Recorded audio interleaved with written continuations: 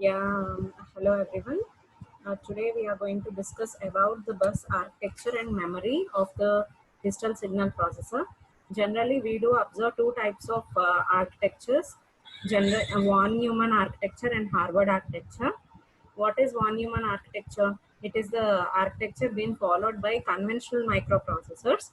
Generally, earlier microprocessors before this digital signal processor, they conventionally we'll be using the microprocessor for programming. That my conventional microprocessors used to follow this von Neumann architecture. Here, in von Neumann architecture, the program memory and data memory will be stored in the same memory space. In the same memory space, both program memory and data memory are stored. And a single bus is used for both program memory and data memory to access. Since both program memory and data memory are residing in the same memory space, only single bus is used to access both program memory and data memory. This is what regarding the von Neumann architecture. So in order to get the value of program memory and data memory, the processor has to wait until the data until the data has to come in order to execute any of the instruction. Nothing but processor has to wait for data even after instruction is made available. That is the drawback with von Neumann architecture. Coming to Harvard architecture, here program memory and data memory are stored separately, not like a von Neumann architecture. What is there in a von Neumann architecture? Data memory and program memory are stored in a single memory space. But coming to Harvard architecture, program memory and data memory are stored separately. And there are two buses. One bus is for program memory to access and another bus is for data memory to access. There is a requirement of two separate buses. So there are two separate buses available to access program memory as well as data memory. Coming to the speed, it as simultaneously we can access both program memory and data memory since both are separated. So it speeds up the program execution when compared to von Neumann architecture. Here in digital signal process, Harvard architecture is followed compared to von Neumann architecture in conventional microprocessors. Coming to there is the architecture, how it looks like. This is what the architecture. Here von Neumann architecture, as I said, it has only single bus to access in the same memory. Both program memory and data memory is resided. The processor has to access that with a single bus. And coming to the Harvard architecture, here the program memory and data memory both are separated. And one separate bus is there for program memory to access by the processor, and the processor can access the data memory by using the separate bus which is available to it. This is called the Harvard architecture and von Neumann architecture. How it this is the way it looks like. And coming to the other approach, there is another architecture also. This is another possible DSP bus architecture. There, in some cases, in some applications like multiplication, for example, if you wanted to do multiplication, generally we require two operands. So one is to access the there is a requirement of two operands to perform the multiplication. So we need to multiply two operands. So both operands will be cannot reside. We cannot access the operands which are there in a single memory because it takes more time. The processor has to wait until the second operand comes. The processor, I will be giving one simple example. There will be a program memory and a data memory that we got to know that the processor is getting information separately from program memory and data memory at a time. Simultaneously we can access both since it is following Harvard architecture. But why there is a need of another data memory? Because if, for example, if there is a multiplication operation, in it there is a requirement of two operands. If I store two operands in the single data memory, the processor will access the first operand and it has to wait for the other operand. Even the instruction is ready for execution, it has to wait for second operand to come. So that is what the drawback generally we usually observe if we have only data memory for two operands, one data memory for two operands. In order to avoid that, we are going with an other option called, this is the bus structure where we'll be using another data memory for second operand.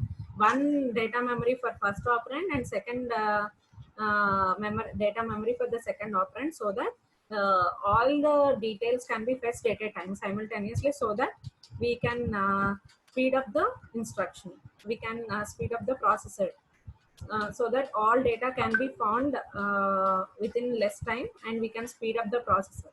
I think it is clear now. Two separate data memories is suited for operations like where you require two operands such as multiplication. There are some other operations also where there is a requirement of two operands.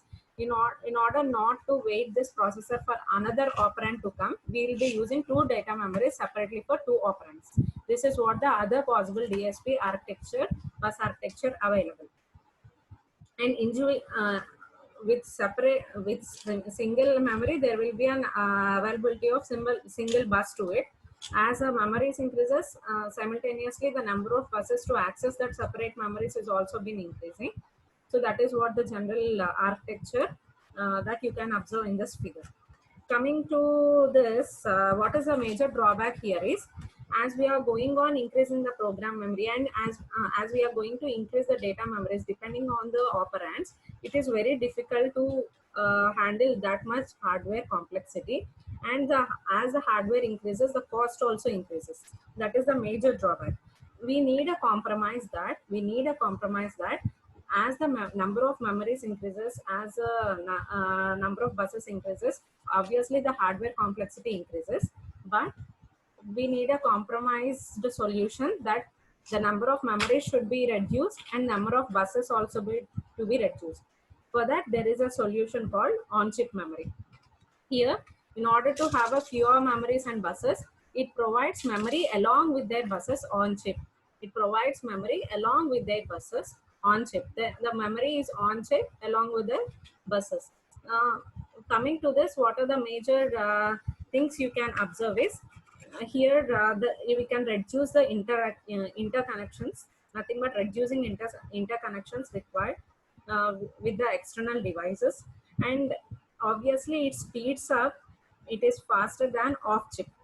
If we make the memory on chip along with their buses, it is more faster when compared to off chip. And coming to this also, there are some issues, like, so one issue is speed and another issue is size. Why there is a issue of speed means, here the speed of on chip memory has to match with the speed with the arithmetic logical unit. Both should be matched at a time, ALU speed and this on chip memory speed.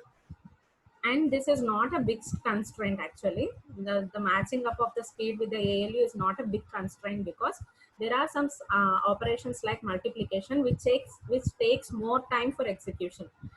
Meanwhile, the memory access can be done. So there is no much constraint related to speed. But there is a major constraint called size. As we are going to use so many operands, as the number of operands increases, we are going to use a more number of on-chip memories. Like on-chip memory, first we will be separating that into a program memory and data memory. As operands are being increasing, we are subdividing this data memory into again two other blocks of data memories in order to access operands simultaneously. With that, the on-chip memory itself occupying more space on the DSP chip compared to other functions. Actually, on the DSP chip, all the functions which we are going to execute, all those functions will be hold on this DSP chip. Along with that, we need to carry on-chip memory also on the DSP chip.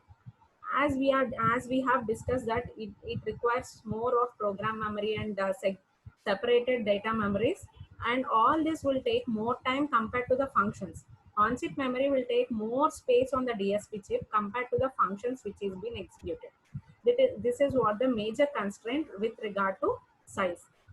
In this also there is an solution, like we can go with the organization of on-chip memory, that we are going to discuss now. How we are going to organize the on-chip memory. Here in this organization of the on-chip memory, most of the DSP algorithms requires repeated executions. Nothing but if you wanted to go with the multiplication or any looping statements, obviously it requires the program will execute for more number of times, it repeats more number of times, and the result, you will be storing that result only after all the repetitions are done.